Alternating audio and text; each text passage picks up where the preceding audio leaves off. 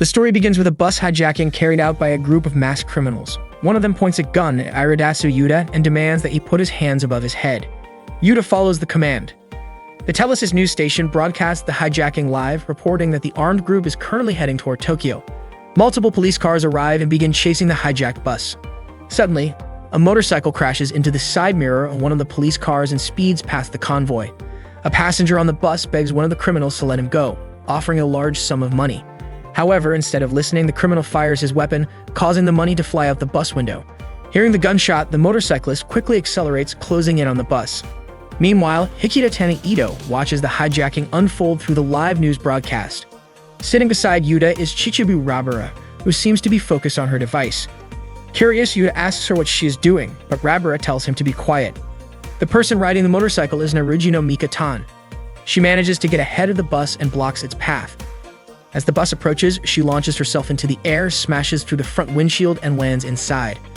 Without hesitation, she delivers a powerful kick to one of the criminals, sending him flying out of the bus and crashing onto her motorcycle.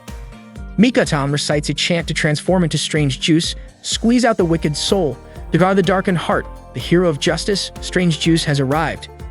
In an instant, she transforms into a superhero-like figure, leaving Yuta completely stunned. Armed with a staff shaped like a soda straw, she begins her attack. Ito continues watching everything unfold through the news. One of the criminals orders the others to take her down. They all begin firing at Strange Juice, but none of the bullets hit her. She dodges and deflects them effortlessly.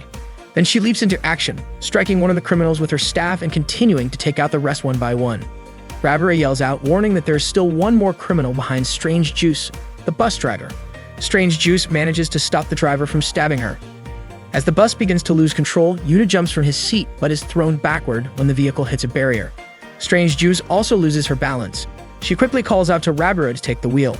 Rabara is shocked that Strange Juice knows her name but rushes toward the driver's seat anyway. She steps on the brake only to realize it is not working. The bus will not stop. Just then, a voice comes through from Daihatsu Meika, who introduces herself as Pumpkin Chain. Strange Juice expresses her frustration that Pumpkin Chain did not help earlier. Meika explains there was a slight connection issue, but has now been resolved. She says she will stop the bus by activating a tire killer at the toll gate. Strange Juice asks how long it will take. Pumpkin Chain replies, 3 seconds. Strange Juice signals everyone on board to hold on tight. The bus eventually comes to a stop after crashing into the barrier. News reports confirm the bus has finally stopped and wonder if there were any survivors. Thankfully, all passengers make it out safely. Strange Juice even manages to restrain the bus driver. She then returns to her normal form. The front door of the bus cannot be used due to the crash, so Mikatan leads everyone out through the back exit. But as she turns around, someone suddenly points a gun at the back of her head. Just as she suspected, the person behind everything finally steps forward, Teruoka Ryudo. Although Ryudo had stayed seated the whole time, Rabara walks over and asks what he is doing. Without warning, Ryudo strikes Rabara in the stomach with his elbow, knocking her unconscious. He then orders Mikatan to kneel and put her hands behind her head. Mikatan asked what Ryudo was planning to do. Ryudo said the troublemakers had to be eliminated and Mikatan would be the first one he would take out. But as he noticed a mark on the back of her neck, he suddenly stopped talking. Mikatan asked why he was hesitating and not pulling the trigger. Meanwhile, Yuthan woke up and saw Mikatan being held at gunpoint, but his eyes were accidentally drawn toward the waistband of Rabara's underwear. Just when Ryudo was about to shoot, Yuthan activated his powers and slammed into Ryudo, throwing him out of the bus. Both of them fell into the river and Mikatan quickly jumped in to save Yuthan, who was sinking to the bottom. Yuthan later woke up on the riverbank asking if Mikatan was the one who had rescued him. As the wind blew hard, Mikatan's skirt lifted slightly, revealing her underwear. Yuthan accidentally saw it, which instantly made his face blush and caused a nosebleed. He fainted again. Mikatan panicked and tried to wake Yuthan up, but he wouldn't respond. Just then, a strange energy entered Yuthan's body and pushed his spirit out. When Yuthan opened his eyes, a cat was suddenly standing in front of him, telling him that his spirit had been separated from his body. Shocked, Yuthan looked around and realized he was in his own apartment. He immediately asked how the cat could talk and knew so much about him. The cat told him to calm down. Yuthan was even more stunned when he looked down and saw that he no longer had legs. His form now was completely spiritual. The cat introduced himself as Chirinosuke, a fellow spirit like Yuthan. Chirinosuke reassured him that he wasn't dead yet. Then he invited Yuthan to watch something on a laptop, but when he turned it on, an awkward cat video accidentally played first. Chirinosuke then pulled up a live feed of room 103, Yuthan's own room. Chirinosuke and Yuthan were currently in room 203, directly above it. They saw someone walk into the room, and when the camera angle changed, it became clear that the person in room 103 was actually Yuthan's body. Yuthan was shocked to see himself. Chiranosuke explained that this was a Nika live stream from Mekaniko, which meant everything they were seeing was happening in real time. Suddenly, Chiranosuke jumped hard on the floor, and in the video, Yuthan's body reacted to the sound from the room above. Confused, Yuthan tried to understand how this was all possible. He floated through the wall and down the hallway, though he still hadn't fully gotten the hang of his spirit form. He accidentally phased through the floor and ended up in front of room 103. When he tried to go through the door, he was suddenly thrown back. He couldn't understand why he couldn't enter. Chiranosuke explained that it was because of a barrier. There were charms around the room designed to ward off spirits. Frustrated, Yuthan had no idea who would put such things up. Chiranosuke told him that whoever had possessed his body must have placed them. Chiranosuke then explained that Yuthan's body hadn't just been left behind, someone had actually taken it over. As a result, Yuthan's spirit had been forced out. Yuthan was distracted for a moment when he saw Chiranosuke casually sipping sake. Chiranosuke didn't really want to explain why. The important thing, he said, was that Yuthan needed to find something called the Nandala Gondala. Yuthan had no idea what that was, so Chiranosuke explained. It was a sacred book from ancient India, said to contain a hidden ritual to reclaim a body that had been possessed. Yuthan asked where the book was. Chiranosuke replied that it was somewhere in one of the rooms at Korei dorm, but he didn't know exactly which one. He encouraged Yuthan to go find it. Yuthan wasn't entirely convinced about Nandala Gondala, but regardless he had to look for it. To him, the most suspicious room was room 102, which belonged to Ito. He phased through the door and entered her room. It was 9:08 a.m. Ito wasn't there, but the room was still a mess. Yuthan started searching every corner of the room and went through some stacks of books. Her computer was still on and playing news footage about the bus hijacking that had happened earlier that day. Just then, Ito walked out of the bathroom. She stretched her arms, and as she did, her shirt lifted slightly, unintentionally revealing her underwear. Yuthan accidentally saw it, gasped in shock, and quickly apologized before turning away in a panic. But since he was a spirit, his body slipped through the wall into the next room. As luck would have it, the person in the next room was wearing a short skirt and happened to be jumping up and down, which once again caused her underwear to become visible to Yuthan. This second unexpected incident triggered a nosebleed, a clear sign that he was overwhelmed. In that moment, he unleashed his full power strong enough to destroy Earth's atmosphere. And as a result, a massive disaster occurred that ended life on the planet. Now floating somewhere in space, Yuthan was completely lost and confused. Chiranosuke appeared and told him there was something important he had forgotten to mention. Whenever Yuthan became too stimulated and lost consciousness, it would cause an asteroid to crash into Earth and wipe out humanity. Yuthan couldn't quite grasp what Chiranosuke meant. Chiranosuke went on to explain that everything had happened because of Yuthan's actions. Every time he saw a girl's underwear, his excitement would reach its limit, unlocking his hidden superhuman abilities. But if he got overly stimulated while already at that peak, the limit would break and he would pass out, which would then trigger the global catastrophe. Yuthan was still unsure how this had anything to do with falling asteroids, but Chiranosuke told him not to overthink it. The point was simple. If Yuthan didn't want humanity to be destroyed, then he had to avoid getting overly stimulated. Chiranosuke urged him to fix what had happened, to go back in time and start over. According to Chiranosuke, spirits weren't bound by the same rules of time or physical form, especially since Yuthan no longer had a body. Yuthan didn't fully understand everything Chiranosuke was saying, but Chiranosuke encouraged him to return to the flow of time and work to create the greatest happiness and a peaceful future. Yuthan was sent back to the exact same moment, 9:08 a.m., right when he had first entered Ito's room. He heard Ito's voice coming from the bathroom. Remembering what happened last time, he quickly turned away and phased into the room next door, room 101, where he saw Mikatan reaching up for a book on a high shelf. She had to jump a few times to grab it, which unintentionally exposed her underwear again. Yuthan quickly turned his head away, doing everything he could to avoid seeing her. He then remembered what he was actually there for, the book. Maybe Mikatan was also looking for Nandala Gondala. Yuthan decided to search under the bed. Unexpectedly, just as he looked under it, Mikatan's face appeared there too. She had also been checking under the bed for her book. Their faces ended up extremely close to each other. This moment reminded Yuthan of what happened 9 months ago when they met for the first time. Back then, they had bumped into each other and dropped all the stuff they were carrying. Mikatan had kindly helped him gather everything up. Seeing Yuthan completely frozen in awe, Mikatan had asked if they had met before. At that moment, Meika, who lived in room 201, mentioned that Mikatan was a member of the idol group She's May, which would explain why Yuthan seemed so captivated by her. That was when they first properly introduced themselves. Meika then asked Mikatan what she had been holding on to so tightly the entire time. It turned out that Mika-tan was holding Yuthan's shorts. She instantly let go of them and apologized. Suddenly, someone knocked on Mika-tan's door from outside.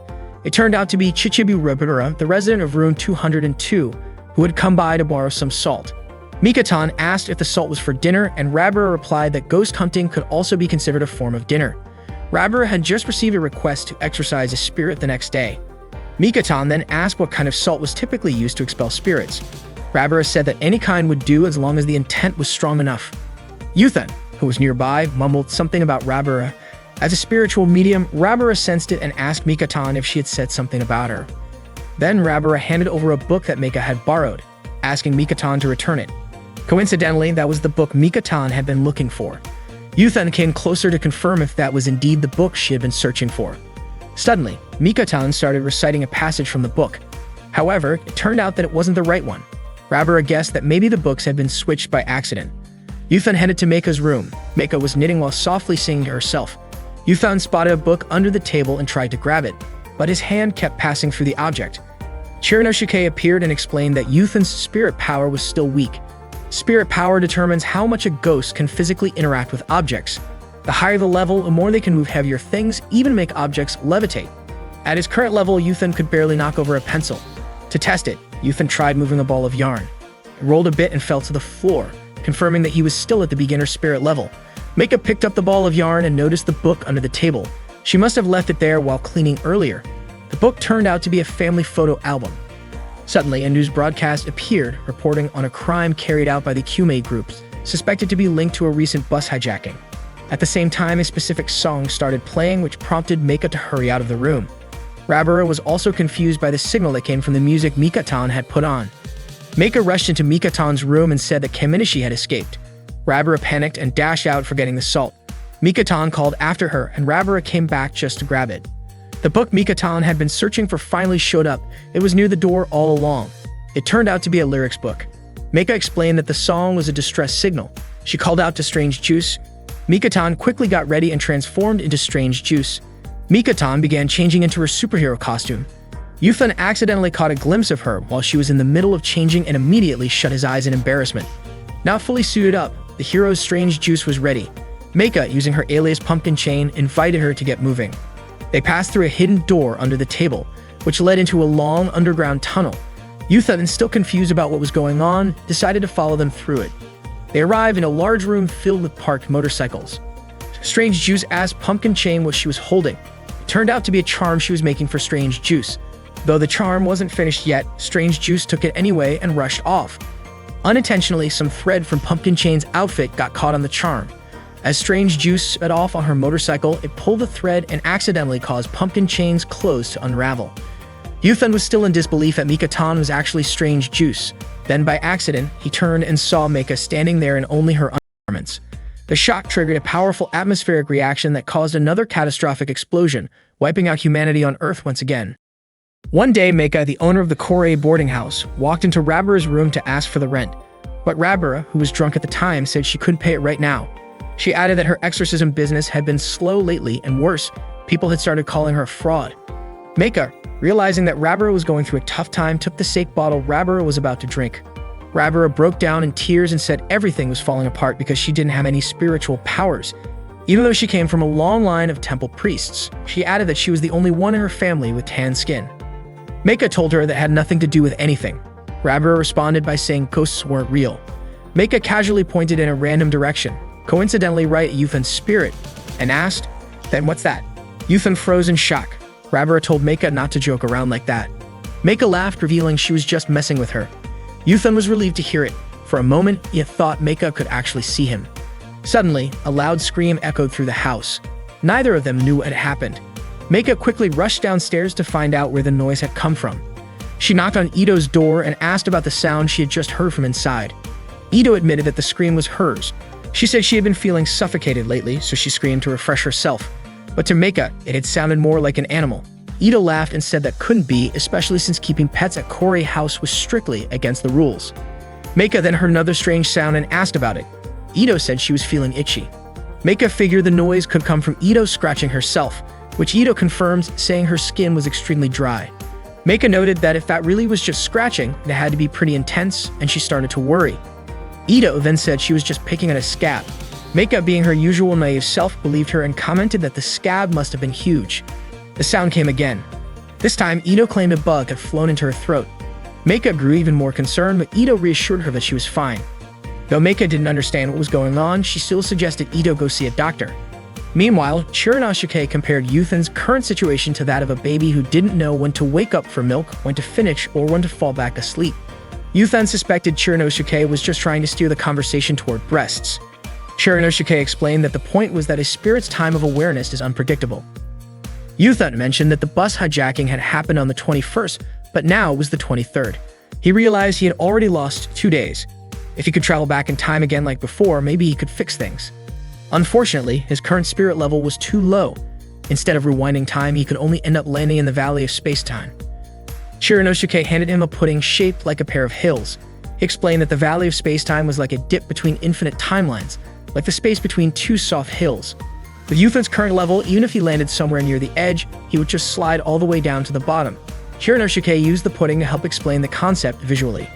Yuthan got annoyed and asked why everything had to be explained with that kind of metaphor. Chiranosuke, unfazed, turned to his computer to show another video.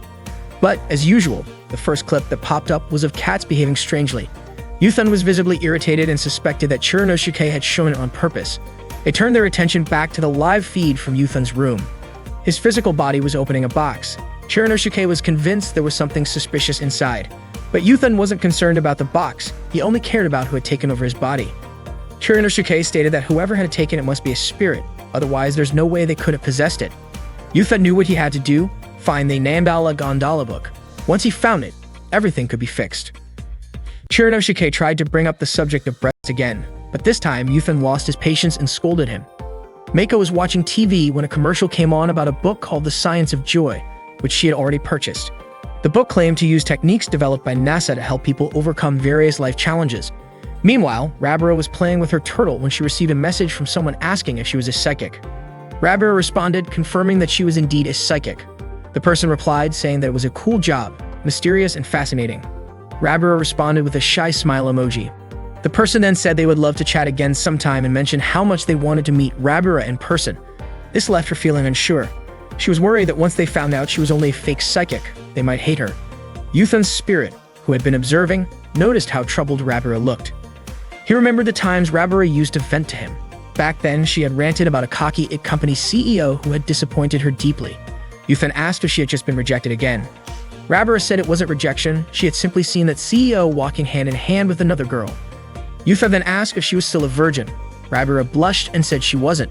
Yuthan replied that he had heard from her older sister that Rabara had never even been in a relationship. Rabara got irritated and said her sister, who once live-streamed her own private life 24/7, was just making things up. But in the end, Rabara admitted it was all true. She had no idea why her sister suddenly went to study in the US. Now, Rabara didn't know who she could confide in anymore, so she playfully teased Yuthan by moving closer to him. Suddenly, Mikatan entered Rabara's room carrying an apple pie. She was startled to see Rabara lying flat on the floor and asked what had happened. Rabara sat up and commented that Mikatan's accent sounded like it was from Subaru. Embarrassed, Mikatan instinctively covered her mouth. Rabara pointed out that Mikatan's profile said she was from Tokyo and said it might not look good for she's May. Mikatan smiled awkwardly and insisted that Rabara try the apple pie she had baked, and she even added some extra cinnamon for her. Just then, the TV switched to an interview with Strange Juice about the recent bus hijacking. But before Strange Juice could say anything, Mikatan quickly turned off the TV. Rabara asked why she turned it off when the show was just getting interesting. Mikatan said she thought no one was watching it. She told Rabara how grateful she was that she survived the bus hijacking. One wrong move and Rabara might not have made it. Rabara explained that the whole thing happened because of Akina, Yuthan's older sister. She had visited their home and said she had to leave soon, so Rabara and Yuthan took her to the airport. On the way back, they got caught up in the bus hijacking incident. While Mikatan was tidying up some scattered cans, she accidentally bumped into Rabara's turtle. Startled, she flung it away. Rabara quickly caught the turtle, but it landed on her stomach and slipped under her skirt. Mikatan screamed and ran out of the room in fear. The turtle crawled out from under Rabara's skirt, lifting it briefly in the process. Yuthan, who witnessed it by accident, screamed in panic and vanished in a flash.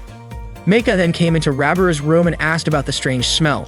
Rabara pointed to a bottle of cinnamon. She asked Meika why she had come in. Upon seeing Meika, Rabara was surprised. She was wearing a dove mask. Meika asked Rabira how she looked.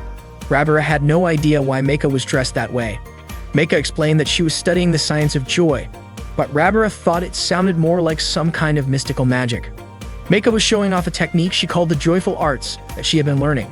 She started singing and doing a strange dance. Rabira, unimpressed, commented that so this was what she called a spiritual technique. Apparently, all it took was a mask and a song. Rabira grew annoyed and told Meika to stop joking around. Meika, however, insisted that she was being serious and asked why Rabira was so angry with her. Rabira explained that she was dealing with a serious problem. Meika replied that was exactly why she came, but Rabira argued that if mastering spiritual arts were really that easy, she wouldn't be in such a mess. The two of them ended up arguing, and eventually, Meika stormed out of Rabira's room, leaving Rabira even more frustrated. Meanwhile, Ito noticed her phone ringing and saw that Yuthan was calling. She quickly answered. Yuthan told her that he had gone to her apartment the day before. He wanted to ask her opinion about a script and wondered if it wasn't time for her to return to school. Ito didn't want to talk about any of that and ended the call abruptly when someone knocked at her door. She opened it to find Mikatan standing there, holding an apple pie. Yuthan's spirit watched Rabira as she performed the joyful arts wearing a dove mask. She started singing and doing strange dance moves again. Afterward, she tried to use a technique to move a bottle with her mind. Yuthan's spirit heard a voice coming from inside the bottle and thought it could talk. It turned out to be Chiranosuke, who was inside the bottle. He asked Yuthan's spirit to respond to Rabira's attempt at moving the bottle. Yuthan remarked that his own spiritual level could only manage to move a pencil.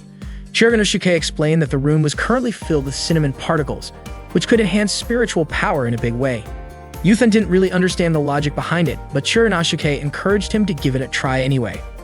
Frustrated, Rabira threw off her dove mask, realizing that playing around the spiritual arts was not something to take lightly. Yuthan's spirit gave it a shot and tried to move the bottle, but it suddenly shattered. His spiritual level had now reached an advanced stage. Both he and Rabira were shocked by what had just happened. Back at the apartment, Mikatan invited Ito to try the pie she had made. Ito asked if Mikatan had promised to leave right after dropping it off, but instead Mikatan insisted on eating it together. Ito felt annoyed since that hadn't been part of the plan. Mikatan then wondered if Ito was hiding something. Ito denied it and said everything was fine. Mikatan was eager to start eating but realized there were no forks on the table. She went to the kitchen to grab one. Just as she stepped away, a strange sound could be heard. She asked Ito about it and Ito claimed it was her own voice. She even tried to imitate the sound. Mikatan asked if she was really doing okay, especially since she had been isolating herself lately. Mikatan suggested she get outside and enjoy some sunlight. The strange sound happened again and Ito mimicked it once more, clearly trying to throw Mikatan off. Mikatan started to worry that something was off with Ito mentally or emotionally. Ito reassured her that she was fine and mentioned that she had even gone out earlier. Mikatan then tried to help tidy up Ito's hair, which was a complete mess. As she searched for a comb, she noticed something odd. Some reddish strands on the comb that didn't match Ito's usual hair color. Ito got irritated and told Mikatan not to make baseless comments. Suddenly, Mikatan was confused by a salmon lying on the floor. Ito, without hesitation, devoured it. Mikatan was startled by how strangely Ito ate. But Ito explained that this was just how people in her family usually ate fish. Mikatan was startled again when she noticed something strange on Ito's back. Ito claimed it was just from scratching herself, but the shape of it seemed really unusual to Mikatan. Ito was annoyed by Mikatan's non-stop chatter and she said that spikes had started growing on her back like a stegosaurus. Mikatan was convinced it must be some kind of illness. Ito told Mikatan to leave her room, but Mikatan, seeing how strange Ito was acting, panicked and tried to calm her down. She screamed for help and said that Ito was in serious trouble. Rabira and Meika heard Mikatan scream and immediately rushed to Ito's room. At first they thought Ito was possessed by a fox spirit. Mikatan tried to explain to them that spikes had grown out of Ito's back like a stegosaurus. This, of course, was way more alarming than a simple possession. Mikatan believed that Ito must be evolving into some other kind of creature. She asked Meika if she had a device that could stop the evolution process. Meika naturally didn't have anything like that. Her stomach was in a magical pocket. Suddenly, the bear cub crawled out from under Ito's jacket and Ito became visibly embarrassed. Everyone was stunned to see a baby bear in Ito's room. Meika asked how the bear got there and Rabira questioned if pets were even allowed in the building. Ito claimed that the bear cub was her younger brother, Hikatomi Mui, a second grader in elementary school who had just started learning the 8 times table. Meika could tell Ito was lying, especially since she was the one who previously said that pets were strictly forbidden in Korei House. Ito then pointed out that Rabira also had a pet, but to Meika, having a turtle was different. It didn't make noise, cause trouble, or destroy the room. Mika-tan was confused as to why there was a baby bear here in the first place. Ito explained that she had found him in the woods during a rainstorm, crying alone inside a cardboard box. Meika told her to stop lying again, but Ito insisted that she was telling the truth this time. Meika suggested reporting the situation to the local clinic. As she got ready to leave, Ito stopped her and said she would not give the bear cub up to anyone, only she could understand what the little one needed. Mui looked visibly sad. Mika-tan pleaded with Meika to give them more time. She pointed out how wrong it would be to abandon a baby bear during a storm. Rabura agreed, noting that bears were not the same as dogs or cats. Mika-tan suggested it would be best if they first investigated how the bear cub ended up abandoned. Meika agreed but warned that if they didn't find any leads by the end of the year, she would report it immediately. Ito felt relieved and promised she would always protect Mui. Mui was happy and began tickling Ito. Meanwhile, Yuthan's spirit was watching all of this unfold. Later that night, Mika-tan met Meika out on the balcony. She asked Meika what the real reason was behind Ito deciding to quit school. Meika said she had already asked but never got an answer. Yuthan's spirit overheard this and remembered a conversation he had with Ito. Back then, he had been surprised to find out that the person who beat him in a video game was actually his neighbor. He asked Ito if she was skipping school just to play video games, since it would explain why she was so good. Then he asked where she went to school and again questioned why she was skipping it. Ito told him he was being insensitive and asked if he realized how rude he was being by bombarding her with questions like that. Yuthan apologized. Ito then shared that she had moved here because she never felt accepted. Meika pointed out that Ito's father was part of the city's education committee, and her dropping out could cause problems, especially since it might impact his chances in the upcoming election. Apparently, it was Rabura's cousin who introduced Ito to Korei House. Meika assumed that Ito must have been feeling very lonely. Suddenly, Mika-tan suggested they throw a party, especially since Christmas Eve was coming up. They planned to invite everyone in Korei House, including Ito. Even Yuthan's spirit wanted to be invited. Just then, Rabura showed up and said she had forgotten to tell Meika and Mika-tan something. She quickly placed an urn in front of them, put on a dove mask, and began singing and dancing. Rabura tried to summon some sort of power to show off to them. Yuthan's spirit tried to shatter the urn, but nothing happened. His powers only worked when there was cinnamon powder around. Rabura became sad, feeling disappointed that there were no ghosts after all. She had really wanted to be just as amazing as her mother and grandmother. To cheer her up, Mika-tan and Meika performed a joyful dance spell. It worked. Rabura cheered up again. Meika even promised to teach her the second part of the happy dance spell. Meanwhile, Shihaya Tomoto sent Ito a video link that was making the rounds online. The video showed a list of this year's victims. One of the names listed among them was Hikiyotani Ito. She was shocked to see her own name there. A video shows the Kumei group revealing that an asteroid named VR1 is currently approaching Earth. The asteroid is said to be about 2 kilometers in diameter. For comparison, the asteroid believed to have led to the extinction of the dinosaurs was about 10 kilometers wide. It's easy to imagine the level of destruction VR1 would cause if it were to crash into Earth. International organizations claim that a direct collision is impossible, but in truth, all of that is a lie. The impact is very real and is expected to happen on December 31st at 11:55 p.m. However, the US government and other developed nations are allegedly hiding this information from the public. They've reportedly formed a secret pact, and world leaders are being evacuated quietly into nuclear shelters.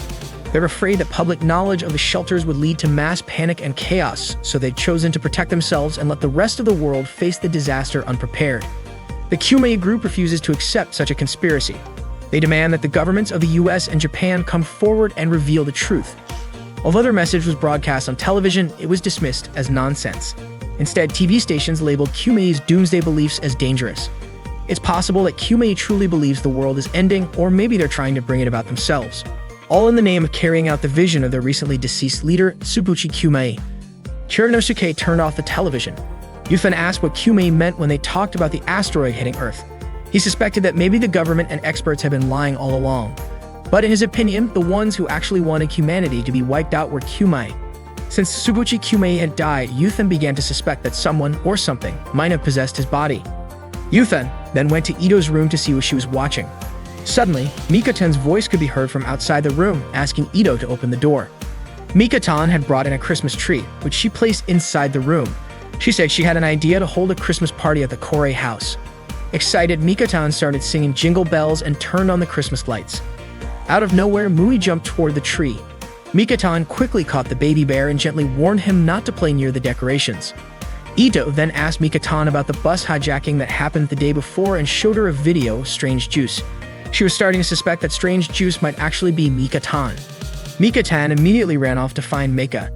But when she entered Meika's room, she found a strange octopus-like figure inside. Mika-tan exclaimed that someone from Mars must have arrived. Rabura entered Ito's room with some items for the Christmas party, but she didn't find Ito inside. Ito had gone to Mika-tan's room, where she ran into Strange Juice. Ito was looking for Mika-tan even though she had just asked her to come there.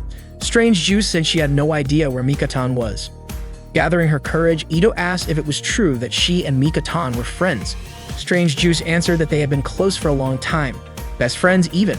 Ito also asked how Strange Juice knew Rabura. She replied that Mika-tan had once shown her a picture of Rabura. Yuthan's spirit, who had been observing everything, commented that Strange Juice was lying. But Ito wasn't fully convinced yet. She felt there wasn't enough evidence. Strange Juice seemed to sense that suspicion and said she would show the proof soon, but first asked to use the bathroom. Ito reminded her that she had forgotten to close the bathroom door. Strange Juice replied that she liked to live freely even in the bathroom. This made Yuthan's spirit even more curious. He began to wonder what Strange Juice was really doing in there. He was shocked to see Mika-tan changing into Meika's octopus-like combat outfit. Earlier, when Mika-tan had gone to Meika's room, she had mistaken Meika for a Martian. Meika had laughed and explained that it was a high-tech camouflage combat suit she had developed and nicknamed the Two-Maker. Now it was clear Mika-tan had been using the suit to confuse Ito. Once she had it on, Mika-tan turned invisible. She tiptoed past Ito and pretended to fall from the bed, startling her. Ito couldn't understand how that was possible. She thought there must be a secret passage from the bathroom to the bed. Mika-tan started to panic and denied the idea, but Ito wasn't convinced. She said she wanted to check the bathroom herself. Mika-tan tried to stop her, saying that Strange Juice was still using it. But Ito pointed out that the door was wide open anyway. Quickly thinking on her feet, Mika-tan pretended to call out to Strange Juice and tried to stall her. Mika-tan said that everything was clear and she just wanted to go back to sleep since there was still time before the party started. She kindly took her bed and closed the curtains. Ito was still confused when suddenly, the sound of flushing came from the bathroom. Strange Juice appeared and met Ito, explaining that Mika-tan and he were two different people and that they were just friends. There was no use denying it anymore and Ito had to accept the truth. She asked Strange Juice for some advice. He asked if she was dealing with the problem. Before Ito could even explain, a scream was heard from the room next door. They quickly rushed over and were shocked to find Rabura being held hostage by a man dressed in a robot costume. He was threatening her with a knife. Rabura begged her friends to help her. Mika-tan asked who the man was and suddenly, Mui leaped out of Ito's arms, growling at the stranger. The man demanded that Ito hand Mui over. Just as the man was about to strike with his knife, something stopped his arm and twisted it back. Yuthan's spirit instantly realized that it had to be Two-Maker's doing. Meika, who was inside Two-Maker, gave an order to Strange Juice to attack immediately. Strange Juice charged at the man and kicked him hard, knocking him down. He demanded that the man show his face, but was taken aback when he saw a turtle in a very strange and inappropriate spot. The turtle suddenly moved in a way that caused the man to react and regain his strength. He then punched Strange Juice and kicked him so hard that he was thrown out of the room. The man intentionally stomped on a milk box, revealing Two-Maker's camouflage. He landed a hit on Two-Maker, which left Meika unable to move the body. The man raised his knife again to stab Two-Maker, but Mui jumped in the way and bit him, causing the man to get wounded in the stomach. Blood came out of Mui's stomach instead, sending Ito into a panic. She immediately held the little bear in her arms, but the man insisted that Mui's injury was minor and demanded that Ito hand it over. Yuthan's spirit noticed a bracelet with a Kumei symbol on the man's wrist. Just then, Rabura threw a bottle of cinnamon powder, but the man smashed it with his knife, scattering cinnamon all over. Rabura stepped in to block him. Things were getting dangerous. Chirinosuke told Yuthan that it was time to use his spiritual power. The cinnamon that Rabura had thrown would have a mysterious effect that boosts Yuthan's spiritual strength. Yuthan immediately attacked and bit the man while Rabura watched in disbelief. Mui regained consciousness and bit the man again, but this time he got caught and was locked inside a cage. The man quickly ran away. Yuthan tried to chase him, but couldn't catch up, especially since there was no cinnamon outside. He didn't know what to do next. Suddenly, a masked hero stood in his way. He introduced himself as a super-powered savior named Miyazawa Kenji. The man just saw Kenji as another weirdo. Kenji tried to attack. The man knocked him down with just one touch and even slapped him. Yuthan couldn't understand what Kenji was capable of, and both Rabura and Ito thought he was pretty weak. Kenji explained that he wasn't feeling well, possibly due to a stiff neck from sleeping in a bad position. The man sarcastically asked if Kenji was done with his small talk. Kenji then asked the man to wait for 20 seconds. Surprisingly, the man agreed and asked what kind of reward he would get. He even started counting down the 20 seconds. Kenji sprinted to room 102 and came back quickly. When the man demanded his reward, Kenji responded with a powerful move. He threw the man down and kicked him straight into the pool. Kenji then rescued Mui, who had fallen into the pool too. Mui was safe and Ito ran over to hug him tightly. Unfortunately, the man managed to escape. Ito was shocked to see that Mui's wound had completely healed. Strange Jews came over and asked if everyone was alright, but he had forgotten to wear his mask, so everyone saw Mika-tan's face. She quickly ran off to find Meika and told her that the situation had become critical. A billboard in the city center showed that the suspect, Ryuta Teranoka, was behind the Kyumei group's hostage incident. The police were still actively searching for him. Yuthan wondered why he had missed another day, but Shiranasuke explained that the party happened on December 25th, Christmas Day, not Christmas Eve, because an intruder had broken into the Korei dorm. Yuthan was curious about the person behind the robot mask. That person was also wearing a bracelet with the Kyumei symbol. Yuthan found it strange how Mui's injury had healed so quickly, and the mysterious identity of the odd man, Kenji Miyazawa, was still unsolved. Most of all, he was puzzled about Meika. Kenji had saved Meika and said he wanted to return the favor. Meika needed repairs because the intruder's punch had damaged her fusion reactor. When Meika asked who Kenji really was, he simply said that if a child from the East was unwell, he felt obligated to help, especially since Meika was a robot. Shiranasuke streamed a live video from Yuthan's room. The footage showed Meika dressed in a revealing outfit.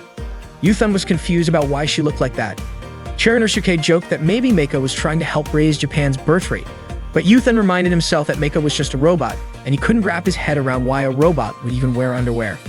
Meika was in the middle of repairing herself and had forgotten to put on an insulation ring needed to attach a replacement part. Mika-tan noticed and asked if she meant the rubber ring-shaped piece, then handed it over to her. Meika figured the punch had probably damaged her radiator.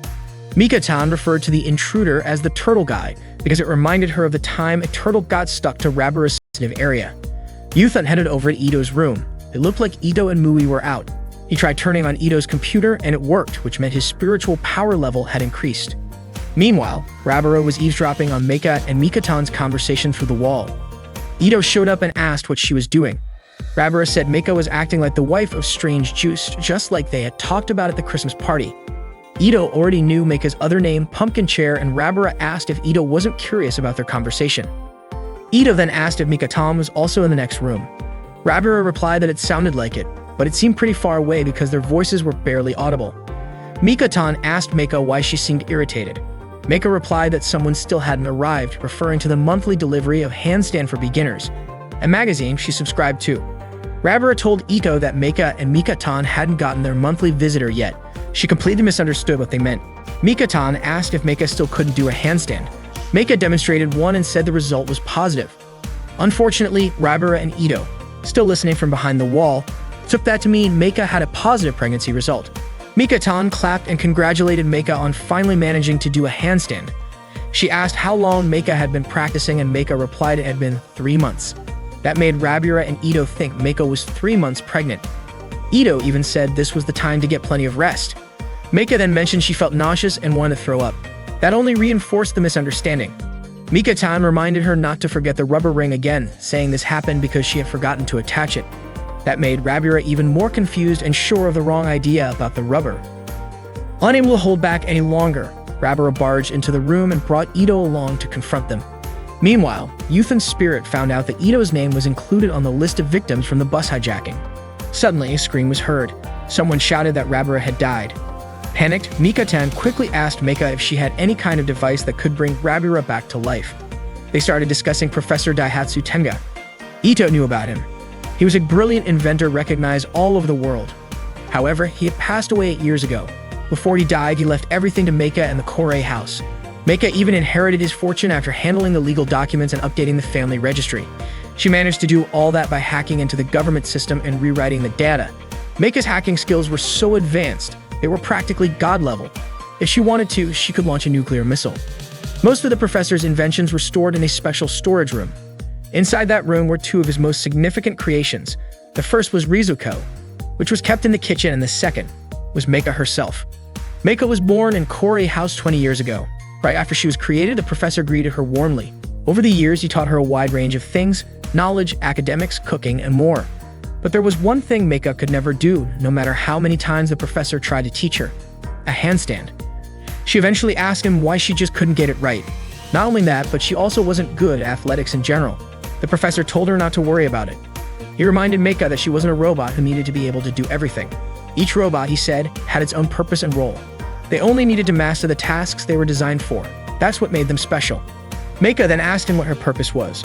The professor explained that someday she would be a girl, a secret agent who would eventually save the world, a member of Justice Punch. Meika's mission was to protect her, raise her, and support her. It might even be described as fate or divine will. Ida began to wonder, could that girl possibly be Mika-tan? Even Yuthan's spirit was surprised to discover that Corey House held such a huge secret. As Meika held onto a photo album, Chiranosuke suddenly warned Yuthan not to look at a particular photo of young Mika-tan in her underwear. Yuthan responded by saying there was no way he could be attracted to a photo of a child. But unexpectedly, he started getting a nosebleed, and the atmosphere around them suddenly turned chaotic again.